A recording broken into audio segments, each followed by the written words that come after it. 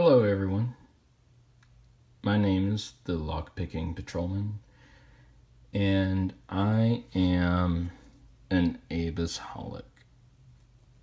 This is my most recent acquisition to my lock collection, another Abus 8345. You can tell he's had kind of a rough life. Somebody even changed his shackle. But he's got a good old Schlage keyway. And when I got him just the other day, I had of course looked at all his pictures on eBay, and then when he arrived and I pulled him out of his packaging, I looked at the key and I saw it was a regular Schlage key with some interesting stamping on it. And then I turned the keys over because this side was not on eBay. And I read this word Primus. And then I saw these little extra cuts. And then I started praying because I thought that I had just really grown up in a hurry. But, however, I managed to pick this guy that same afternoon with no special tools.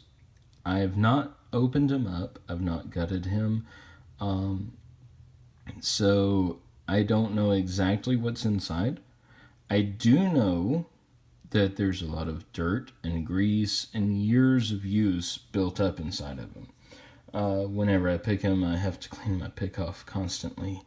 But you can see this key, even though it's the Primus keyway, the key blank here, I feel absolutely no pins down the side of the keyway. And if you put him in, he opens up, works great, and he'll lock right back up. So what my thinking is that either the person who owned this lock before the person who sold it on eBay couldn't get any blanks other than the Primus ones, or these were used in a much broader setting. But anyway, we're going to pick into this thing because, after all, it's not really about the keys. It's about what's in here. So I'm going to approach this Abus just like I do all of my other Abuses. And you can see in the background that I have started quite a collection. My 83 ALIC 40 with the best core. My original, my first one, and we never forget our first, do we? 8345 with a Schlage keyway and a very long shackle, which actually makes it easier to hold when you're picking on the go. My 7240, which I featured over the past couple of videos. And then my newest one, which is the 8345 aluminum in blue, because blue is my favorite color. All right, so enough about my lock collection. Let's get to picking. And I'm going to use fairly heavy tension. Use my same trusty old southward pick that I've modified and modified again. And we'll start on pin 1, which is binding up. Good click off of him. Go to pin 2. Good click. Pin 3. Another good click. That's just me scraping off the warding. 1, 2, 3. All right, now we're on pin 4. And takes a tiny amount of finesse. Wiggle. Come on. most of the time I just like ask nicely and invite these wonderful pins to lunch, and we just got pin 4 set. Almost into a fall set. And I believe I just overset 5. There we go. Release a little bit of tension. Go to 6.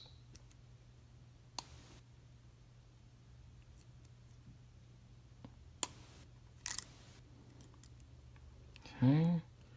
I know I've got something overset because they all like clicked really deep and everybody's springing right now. So I'll let off 1 click and 2 clicks. There's pin 1. Pin 3, I believe. 4. Deeper false set. There we go. All right. 1 is still loose.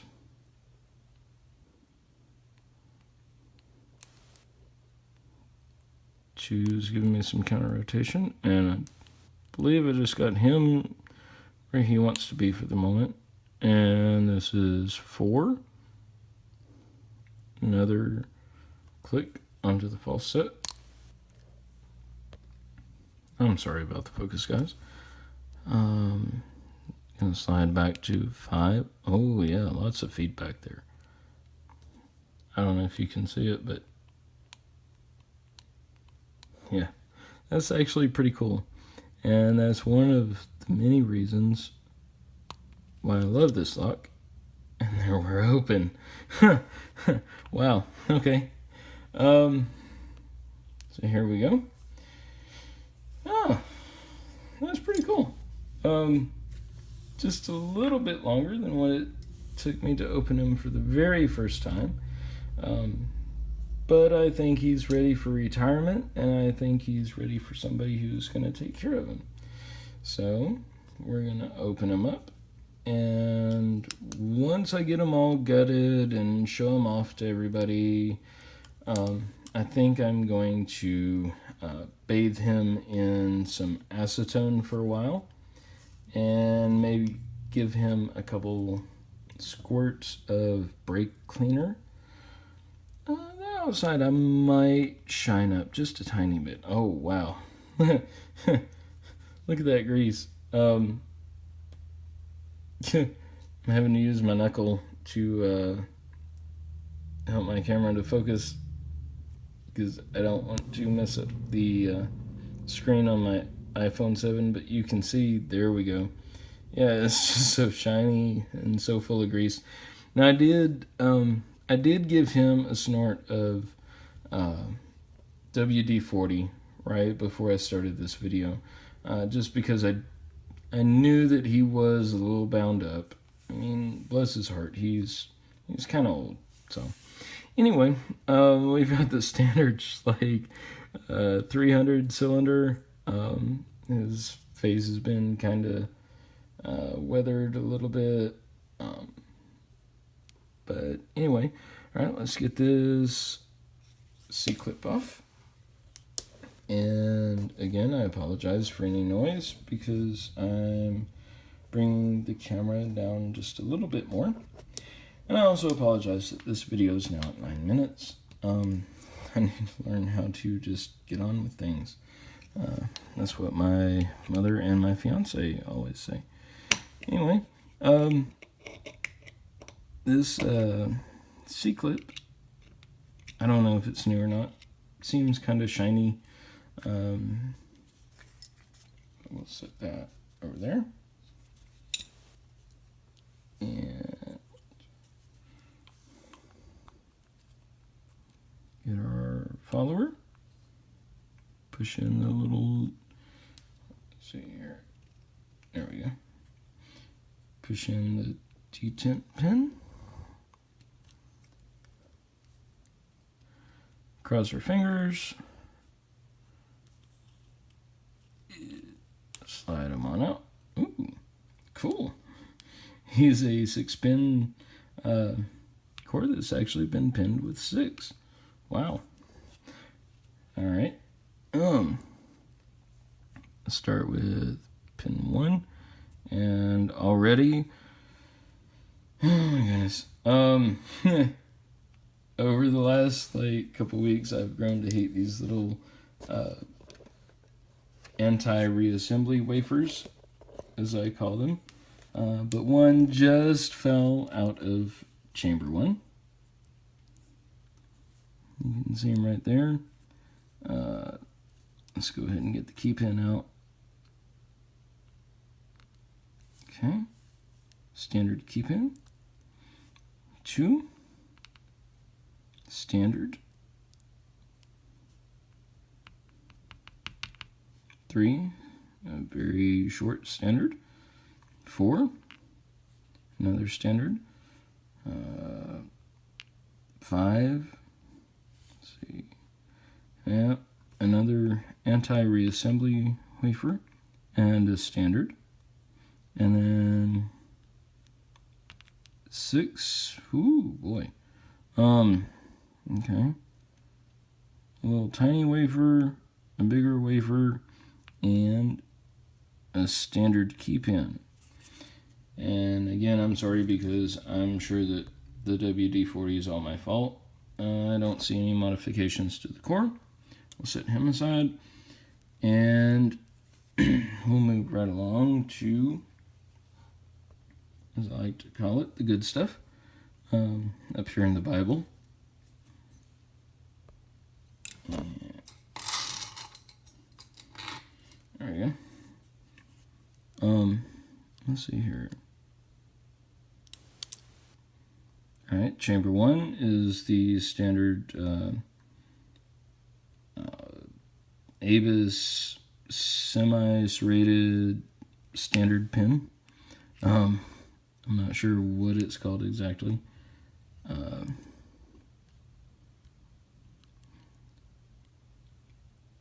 see. Chamber 2, like I thought, it's a spool.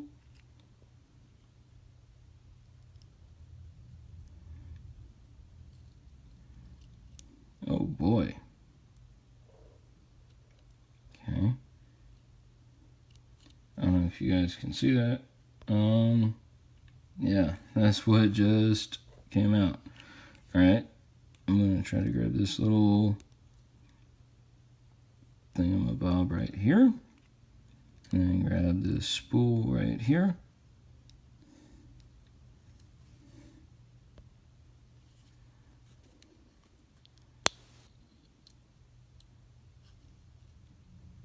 And here's another very, very tiny one. Yeah, you can see that little, well, I'm not going to call them what I would call them normally. Let's see here. I'll put the spool up here. Grab that little T90 wafer if I can. There it is in my hand. Good gracious, he's tiny.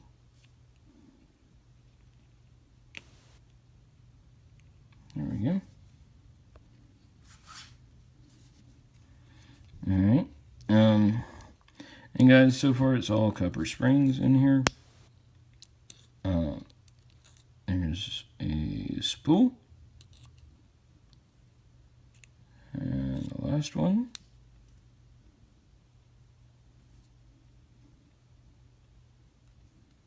I didn't get anything out of the last one.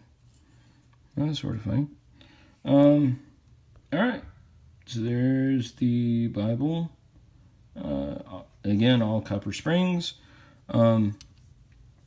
And a look at all the pins. Maybe just this one time I might have a little bit luck putting this thing back together. Alright guys, I appreciate it. Remember, don't pick anything that doesn't belong to you, and don't pick anything that's currently being used. Otherwise, I might have to come see you in person while I'm working. And I don't think either of us really want to do that. Alright, be safe.